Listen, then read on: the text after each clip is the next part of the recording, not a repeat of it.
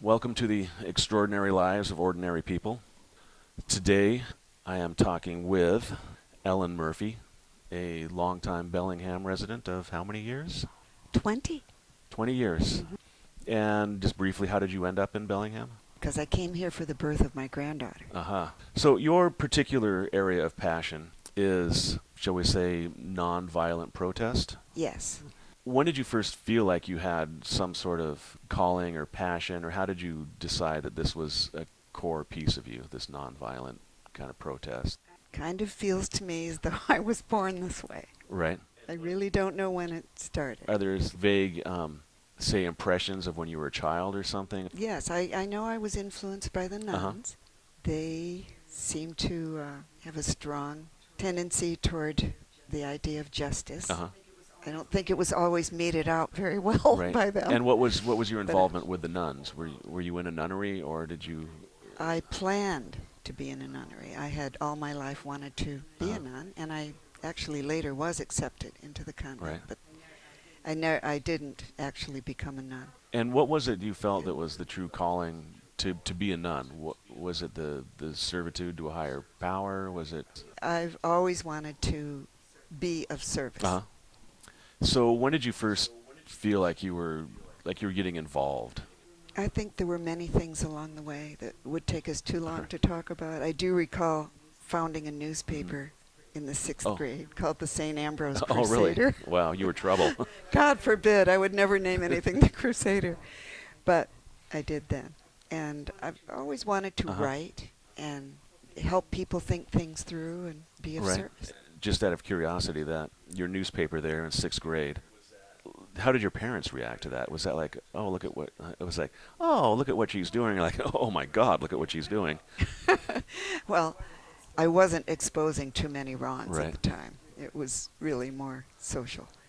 But, oh no, my mother let me use her copy machine where she Right. worked. And what was your And- distribution? Oh. I think we made 100 copies. Well, that's for It's a sixth pretty grade. big deal. Yeah, that's a lot for sixth grade. Small school. Were there particular individuals that really got you in the mood for getting involved? I know as we were talking before this, you'd mentioned to me something about Father Daniel, I believe I it was living in Ithaca, New York with my family, and I knew about him. I'd been reading about him. The Vietnam War was raging, Hmm. and And who is Father Daniel? he's a Jesuit priest. He's still alive. Uh-huh. He's 93. I'm still in touch with him.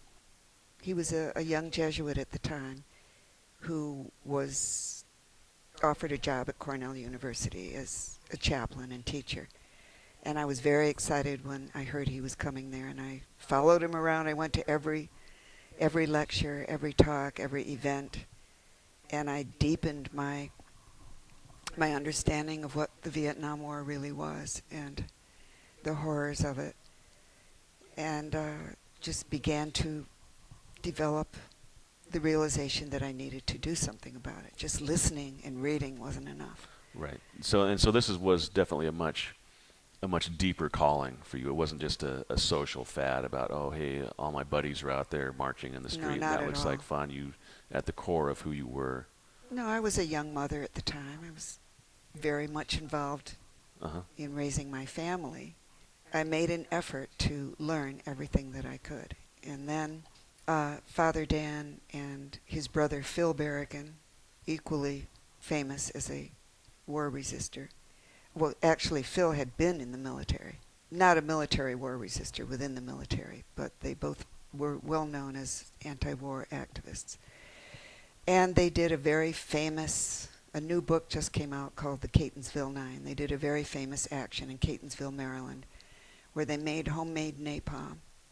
Went into a selective service center in Catonsville, Maryland, took the records out, put them in a wire burn basket in the parking lot, and burned them. And they stood in a circle around the fire in prayer, waited for the police, and they hoped to use their trial to expose the terrible wrongs of Vietnam War and bring it to a close. And they did that on May 15th, 1968. And I had some close associates, women, in Ithaca. We met regularly, we studied, we worked together, we tried to figure out what direct action we could take, and it took us 4 years. And almost to the exact date, May 18th, I believe it was, 1972, we took over our own selective service center in Ithaca, New York. And we had a trial. That was my first trial. And so, what did that mean to take over a selective? Oh, You had a helmet and you It was- parachuted in, or they were not able to conduct business Uh-huh. during the time that we were there. right? So we just walked in, 6 women and 13 children. I only Uh-huh. took my 2 oldest. Right. Thought the others were still too young. We brought artwork, and we sang songs. The kids drew pictures and posted them all over the walls. And that's the kind of takeover we did. Now, that morning when Mhm. you're waking up, what did that feel like? I mean, were you just full of, oh my God, here we go, we're doing this, or was there some hesitancy to say, okay, oh my gosh, I'm dragging my kids in this, or what? Mhm. Before you you got up and you had your cornflakes that morning and you said, this is what I'm doing today. What was that experience like for you? Well, I said, as you were saying that, and I realized, gee, that sounded like, yes, I woke up nervous, but no, I didn't. And this is one of the things today, these days, I'm giving talks and conversations about nonviolence, and one of the main points I try to make is preparation. And we, the 6 mothers and the 13 children, we were very well prepared. As I said, we met together, we reflected together, we talked, we shared, we studied, and I didn't have any fear. I felt very deeply about what we were going to do. The commitment was firm. My sister, she said, what can I do? And, she just didn't have the nature I had of always feeling like being of service and working for justice. Although she was a fantastic person, she just didn't have that particular calling. And I said, well, she said, I can't come in with you. And I said, well, can you hold a sign? So she made a sign, troops home now. And she walked back and forth in front of the selective service the whole time we were there. And it took her tremendous guts to do that. But we were really fully prepared, and we were not afraid. Well, I think that story speaks volumes towards the fact that this is a deeper calling for you. This isn't you just watching something on the news and getting all worked up and just rushing out and doing something. This was truly who you wanted to be at the core of your personality. Yeah. I mentioned the nuns earlier. Sometimes I joke I was raised by communist nuns. Well, they But lived in the commune. They That lived makes in them a communist. commune, and they didn't own property. But one thing that really struck me when I first started going to St. Ambrose was the nun, for example, would, let's say, drop her pen, accidentally drop it. She'd say, oh, could you pick up our pen for me, please? Huh. So they never Interesting. said me. Everything was our. And I really do think I kind of became imbued with the idea of this is our country, this is our world, this is our planet. A sense of what Michael Moore, the filmmaker, calls the we society, not the me society. Right. And I do believe I was imbued with that idea. And so how did your anti-Vietnam career take off after that? You took over a selective service Yes. station. We went to trial. The children participated. My daughter, Kristen, who's still... Now, were you at risk of, the fact that you've done this, now you have kids and you're going to we trial. were arrested. Did I say Right, that? yeah. Oh, No, well, you didn't, but I think that's implied. now. implied, That's because fine. we went Yes. to trial. But was that part of the I guess the bravery and what you needed to face was, okay, now are you at risk of your kids being hauled off to selective service at this point? Or selective service, to, child protective services? No, because of course we had other adults and the other parents, the fathers, whoever we had, were there, and they didn't put us in the actual jail. They put us in a detention room. Uh-huh. The children were extremely well educated because back then the war was on television, and it was on the news. You saw the bodies coming home, the caskets. You saw the war. You saw the burning. Now, the corporate war and the militarized government war, they felt that they learned their lessons from Vietnam, and they were never going to show those again. Right. Yeah. Bad marketing. Yeah. So the children actually testified in the trial. Okay. Some of them. Right. And so, how did this trial unfold? It was a celebration. The room was full of supporters, of course. It was kind of thought of as a big deal in the local media. It was not a jury trial. It was tried by the judge. And he allowed the children to testify. I remember one child, the youngest one, not one of mine. The prosecutor said, now, your parents, they talked you into doing this, didn't they? They told you what to say. And she said, don't you think I watch the news? She was about 7. He didn't try that routine again. And my daughter, Kristen, drew pictures during the trial, and during breaks she would put them up on the judge's desk. And her pictures said, I love you, dear judge, I love you. It was, we knew then, we had all been mentored by Dan Berrigan and other people we had read about, Dorothy Day of the Catholic Worker, for example. And we were a very diverse group. I don't mean to imply we were all Catholics. We knew that this had to be based on mutual respect, had to be based on openness to the other and not creating anyone else, judges, police officers, as the other to blame things on. We had that deeply rooted within ourselves. And so it's the only trial I ever won. Oh, really? I've been convicted ever since. Oh, okay. But I actually wrote the summary, the defense summary myself. I studied up, and we used the case of Terminella versus Chicago. We based it on free speech, and that what we were doing was political speech. And we won. We were acquitted. How did your career evolve, I guess, then, as you came out of the Vietnam era? I had careers. You know, I was a high school English teacher. Right. And I was beginning to get involved in drug counseling, drug and alcohol counseling, because that was beginning to be a large social problem. I mean, I guess it always has been, but, you know, drugs were more popular on campuses than they had been before. So I was beginning to get involved in that, and then eventually I became certified as an addiction therapist. So you were acquitted in this trial, and what else did you have any other adventures in the anti-Vietnam era?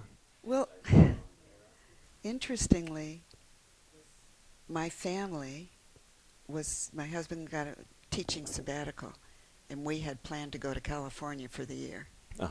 Live on that little minimal amount that they give you, and we were going to explore our roles as a family. We were going to live in a tent for the year. That came down in a horrible rainstorm where all the poles were bent and everything we had was soaked. I had a deep feeling we were going to be acquitted. Not a naive feeling. The way the trial went, we were supposed to leave before the sentencing. Right. And we left. We left with all of our stuff on our trip to California, our camping trip and living in tents. And I didn't hear until we got there that we'd been acquitted. Oh, wow. I would have So had to fly back. Yeah, well, there's a leap of faith. It was a leap of faith, but I had a feeling of confidence about that. So then once in California, got a job working in a program that was helping young people arrested for drugs. And through that, I eventually became certified as an addiction therapist. Before we left for California on this, everyone then was exploring their roles, and all the women were in consciousness-raising groups, and so that was part of this whole thing was the women's movement. Right. And I did go to Catonsville, Maryland, to the sentencing of the Catonsville Nine. Uh-huh. And And who were just the the, Catonsville Nine? that part of the trial of Daniel Berrigan, his brother Phil Berrigan, those were both priests, and then 7 other people.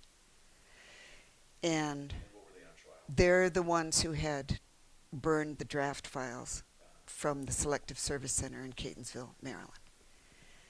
And I learned something by going to Baltimore to part of that trial about how to use a trial to expose the wrong that you had taken some risks, some personal risks to expose Right. probably through a form of civil disobedience. And that was a great learning experience for me. Right. Not that there's anything wrong with pleading guilty and maybe getting some community service or something. Right. Perhaps you just can't go through a trial for some reason. That's okay.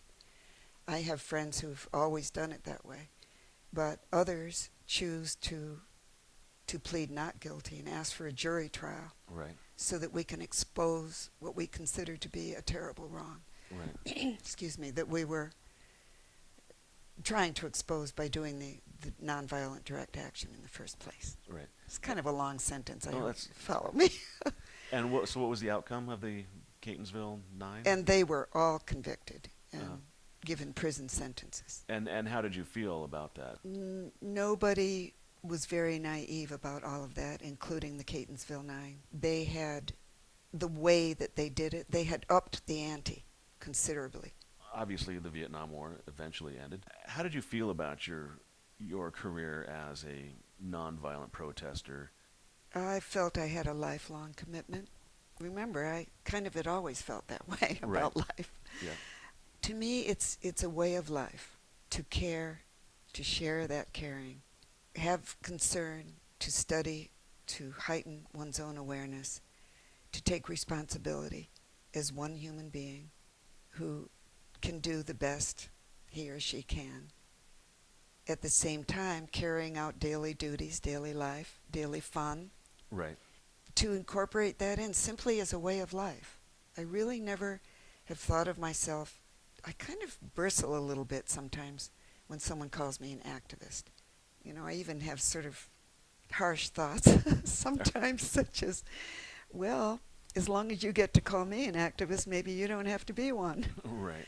To me, it's just being a responsible person. So as the Vietnam War ended, whatever, you still were involved? I guess you could say involved with veterans during my change of career into addiction therapist. I tended to work in hospitals which are the end of the line. This is kind of a life and death issue at this Sure. point. It's very serious. And my awareness and sense deepened about the unendingness of war, the effects on those who are sent there to directly fight the war and their family members and the generations. It isn't just post-traumatic stress disorder, that one person gets in an isolated way. It's all connected to the entire society and the entire world, and it never ends. I realized, oh my God, war never ends because it goes on through the generations. And so during that time, now where I guess we're into the 80s, I read Helen Caldicott's books. She was an Australian pediatrician who was a specialist in nuclear issues. She was one of the founding members, I believe. She was the co-founder of Physicians for Social Responsibility, an anti-nuclear doctors group. And she wrote several books. Her first book that I read, I remember going into my little girl's room at that time, Maggie's room, and I read the book the whole afternoon. And I spent the rest of the afternoon until everyone came home from school sobbing. Oh, really? Just sobbing on my little girl's bed. So I understand why people might not want to find out everything. I might not want to have this, much education and awareness about the realities of war and the horrors of militarism, what Martin Luther King called it. Not to mention racism and materialism, his two other giant triplets, he called them, that we needed to reform and transform. But I understand that because it isn't easy to live knowing these things every day and not let it get you down and not let it make you weird or bitter or bitter or hateful. No, those things are not part of this. Well, personally, I think that's where that is great testament to a spiritual or an intellectual or a philosophical strength when someone views great horrors and says the way that we need to treat these great horrors is with love and nonviolence, and not just go out and commit another atrocity against somebody else in the name of, revenge or justice, so to speak. And I've had some experiences along the line. I did want to mention a little bit more about the nuclear, tell a little bit about that. So I joined the Great Peace March, is what it was called. It was 1986. It was going to walk across the country, 1,600 people they were going to be able to take, from LA to DC for global nuclear disarmament. I guess my second major mentor after Daniel Berrigan was Helen Caldicott.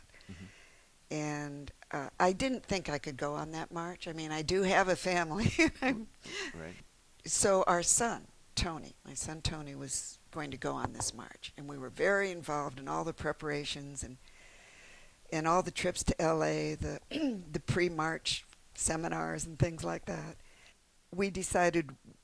My husband and I decided we would walk with the march as far as we could. So the march got started. Holly Near sang us off. What we did was we marched with the march every weekend, all weekend. And then we would race back home. And then the next Friday afternoon, we'd race and find them where they were and march with them another weekend. And then we just couldn't do it anymore. It was too far. Right. And in the meantime, the march had gotten stuck in Barstow, California, because the founders said they didn't have enough insurance, and they backed out and said everybody should have to go home. So our son stayed there. Lots of people did go home, but I think about 600 people stayed. And a man with a bicycle track gave them his whole area to camp in. And we went out there and spent many, many, many hours with them, helping to raise money and helping to figure out how to keep going. And so they formed a new People's March with no corporate entity, nonprofit or not. And they went across the country, and I wasn't going to be able to go anymore. It was too far. And I was, I guess, sort of loping around. And my husband said, you have to go, don't you? And I said, oh, yeah. And he said, go, just go. So from Omaha on, I was permanently on the rest of the march. Well, it takes great courage and fortitude, and fortunately people like you have that calling and do set that example. And Gandhi is the one who said, be the change. So after the 80s, then we're probably into a few of your more favorite presidential regimes. How did the 90s pan out for you? We have to keep laughing, even though it's not a laughing matter. I guess I call this the modern wars. And I think where I know where I got that expression was, again, being involved in veterans, and I've been a member of Veterans for Peace for a number of years. One night, I walked up to the VFW building, which is right near where I live, because I read in the paper a new veterans group, Veterans of Modern Warfare, were meeting. And as I say, it was a block away from where I live. And I thought, Veterans of Modern Warfare. So these are the Iraq kids. And I don't mean disrespect by calling them kids, men and women. They still kind of seem like kids to me. But I went to the meeting, And I introduced myself. There were only about maybe 8 of them there. And I said, okay, I'm a peace activist, but I'm interested in you. I care about you. I'd like to know what you're doing. And if you don't want me to stay for your meeting, just tell me. Don't worry, I won't stay. And they were so welcoming and so sweet. Right. And they said, no, absolutely stay. And I said, well, if you have an executive part where you want me to leave for that part. And they, no. And the president was Tim Nelson, and he was just adorable and just so sweet and welcoming. And found out later he also was working with the county executive as the veterans liaison. Exactly what that meant, I don't know. But he was going to school, he was married, and this does not have a good ending. So he welcomed me back. I came to one more meeting, and about 2 months later, Tim took his life. And if his family is listening, please forgive me for talking about it, if that's painful for anyone to hear. But, you know, with the addiction units, the extreme pain, things like that, it just deepens my commitment. I'm nobody's enemy. I was never Tim's enemy. And we have to understand that we can be a container for perceived opposites. That's one of my main things that I bring up in nonviolence talks. For example, you're supposed to either be for the veterans. You know, you can't be against the war and for the GIs. You can't be against war and be for the veterans. These false dichotomies cannot stand, do not hold up. So I've had many experiences. If I can share another one. Please. Once on the Great Peace March, we did an action at the Omaha, the Strategic Air Command base near Omaha. That's where they had nuclear-armed planes ready to take off 24 hours a day. I don't know if it's still that way, but there's still nuclear-armed planes there, I know that. And it was Hiroshima Day, and so we all lined up there at the base, and we did some ceremonies, we did a harvest dance, we did some things in honor of the dead from Hiroshima and the great tragedy of that. And then we were going to trespass onto the base. So what the base did was that they lined soldiers up so that each one of us, and there were several hundred, maybe there were 200.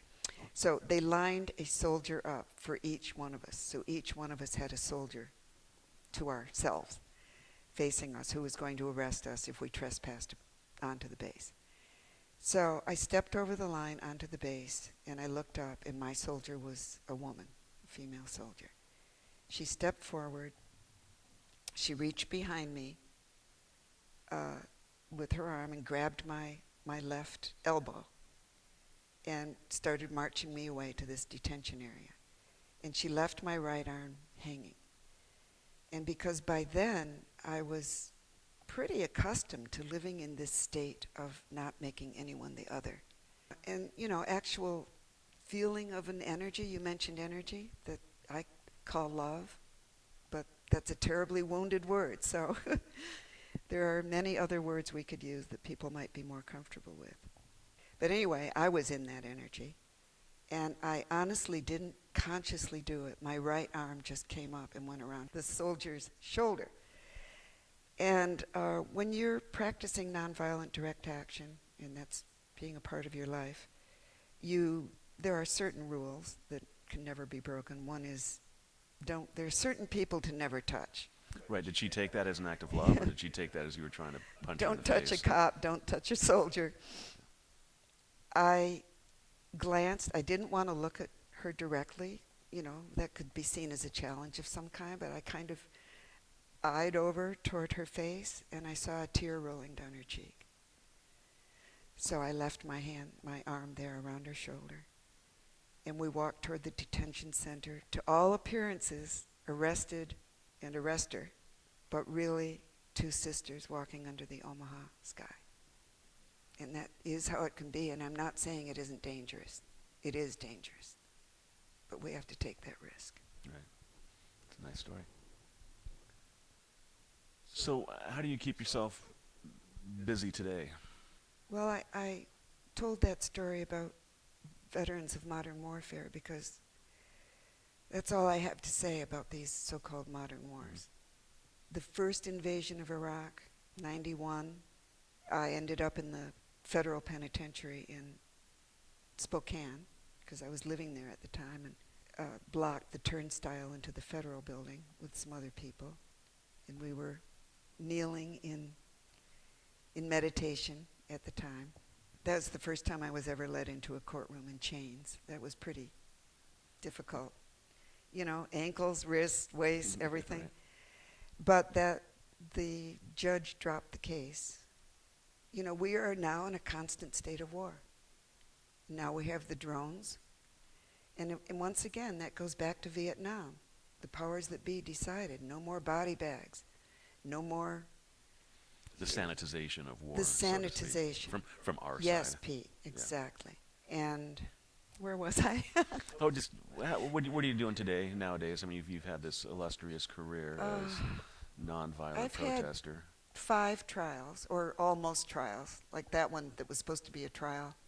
I got into the courtroom and the judge dropped it, so I guess there have been 4.